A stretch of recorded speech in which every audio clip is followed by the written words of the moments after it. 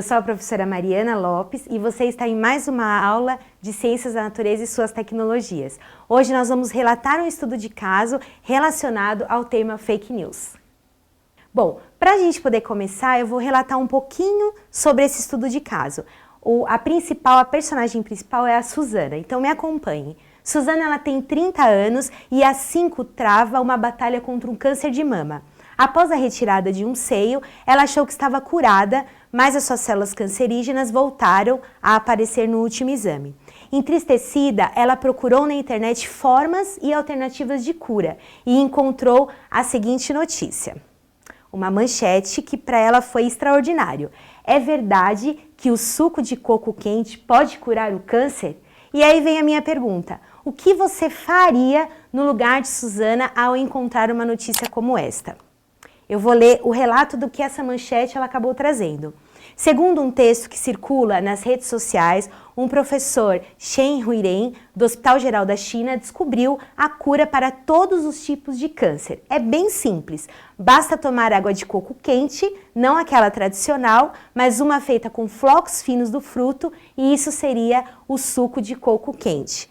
Só que a história não tem quase nada de verdade. Para vocês terem uma ideia, desde 2017 ela já foi desmentida por autoridades e veículos de imprensa, inclusive de outros países. E mesmo assim, vira e mexe, essa reportagem ela acaba ressurgindo.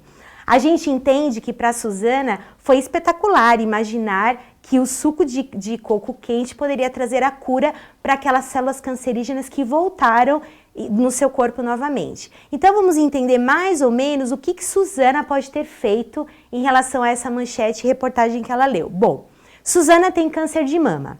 Ela leu uma notícia e descobriu a verdade sobre o suco de coco. Ou ela pode comprar o coco para fazer o suco ou entender a necessidade de ler mais, com um pouco mais de cuidado em relação a essa reportagem.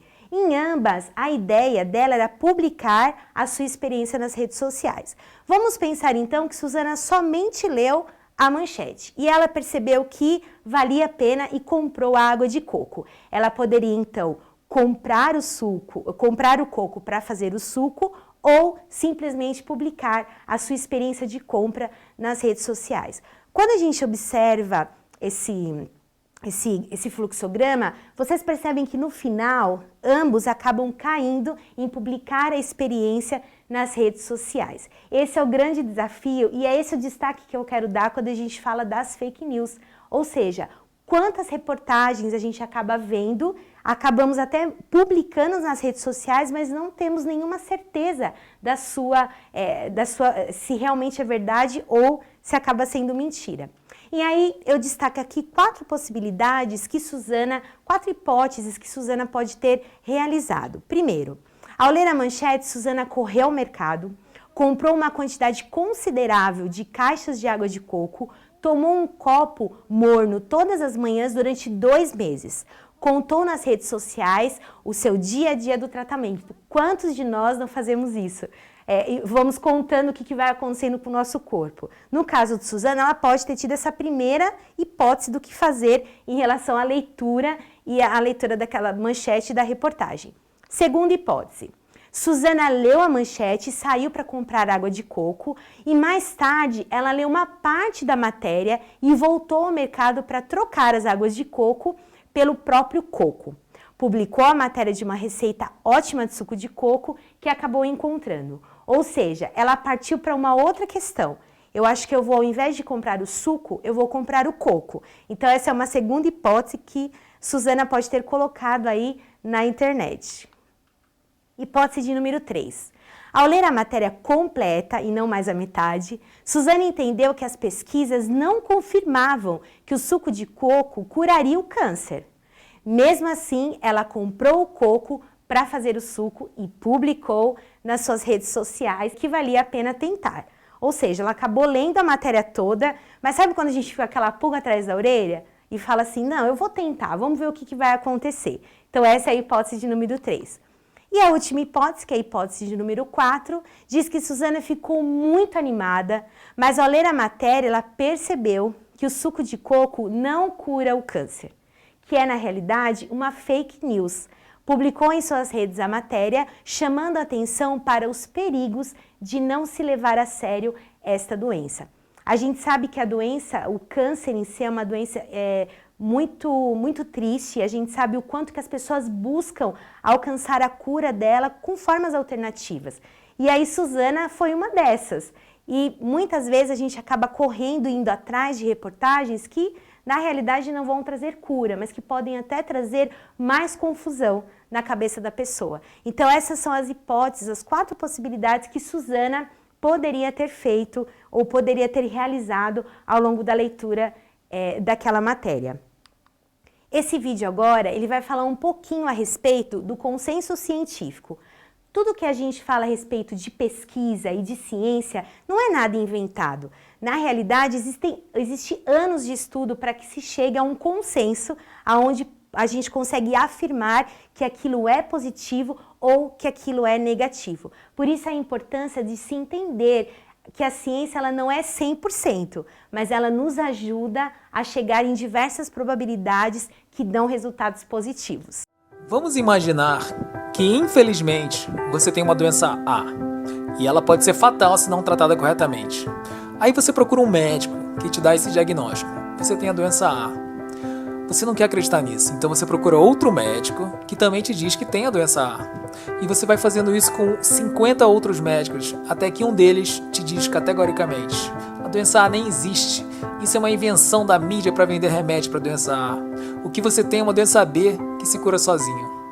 Bom, você pode ficar muito tranquilizado com esse diagnóstico da doença B, mas se você acreditar nisso e não fizer nada, a doença A irá causar sua morte. Então o seu desejo por não ter a doença A e a alegria de ter um médico te dizendo que isso é a doença B não é suficiente para mudar o diagnóstico verdadeiro. Então como confiar nos médicos? Ora, na medicina nada é 100%, porém podemos usar o grande consenso entre os médicos para ter mais certeza da doença que você tem. Se você fosse em 50 médicos e 25 te dissesse que é a doença A e outros 25 te dissesse que é a doença B, nesse caso, fica claro que o conhecimento sobre essa doença não é tão estabelecido.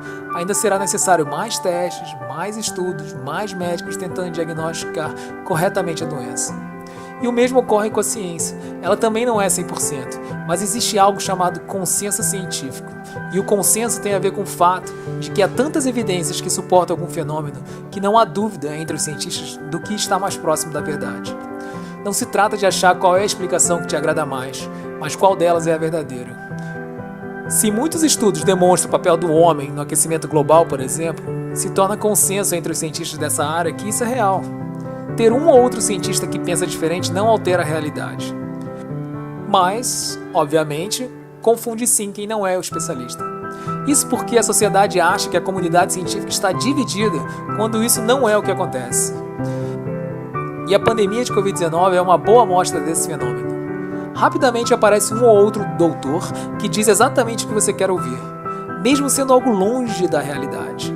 E do mesmo modo que não tratar a doença A pode causar sua morte, ouvir essa minoria absoluta pode custar muito caro e muitas mortes para o país inteiro. A internet seria o equivalente a um enorme consultório com 500 mil médicos. Lá você pode pegar o diagnóstico que te agrada e repassar correndo para os seus entes queridos, alegando que quem falou isso é um doutor. Porém, isso não é apenas um desserviço para a população, quanto um dano enorme na reputação dos médicos e cientistas em geral. Não acreditem em algo que está longe de ser consenso entre os cientistas e médicos. A sabedoria da maioria dos especialistas irá salvar mais vidas. Bom, e como saber o que é consenso? Procure informações em sociedades científicas e órgãos oficiais e lembre-se que a responsabilidade em acreditar e repassar para outros também é sua. Esse vídeo que vocês acabaram de ouvir, ele traz um pouquinho dessa história, da importância de entender o papel dos pesquisadores de forma mundial, o quanto eles se dedicam em suas pesquisas diariamente para chegar não só à cura, mas também a descobertas para diversos assuntos e diversos temas. Tem uma frase que diz que notícias falsas põem vidas em risco. Se você for parar para observar, no caso da Suzana, a gente percebe o quanto que ela sofreu porque ela começou a pensar em várias hipóteses e quantas vezes nós também não passamos por isso. A gente acaba colocando expectativas sobre coisas e quando a gente vai perceber, não era nada daquilo, era uma coisa oposta. Então, por isso que a gente fala que algumas notícias acabam pondo em risco muitas vidas. E para você que quer saber um pouco mais sobre esse assunto, clica lá no link da plataforma de vocês que vai ter muito conteúdo bacana. Eu desejo bons estudos para vocês.